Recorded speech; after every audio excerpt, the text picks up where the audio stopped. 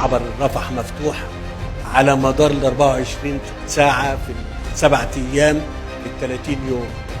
إنما الإجراءات اللي بتتم من الجانب الآخر من إسرائيل عشان نقدر ندخل الحاجة دون أن يتعرض لها أحد هي اللي بتؤدي لكده.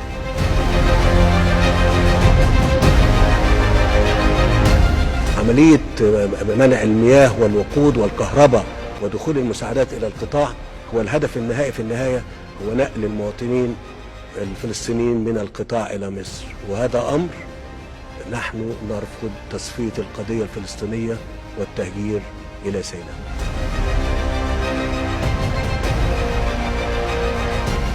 وإذا استدعى الأمر أن أنا أطلب من الشعب المصري الخروج للتعبير عن رفض هذه الفكرة، فستروا ملايين من المصريين يخرجون للتعبير عن رفض الفكرة ودعم الموقف المصري في هذا الأمر.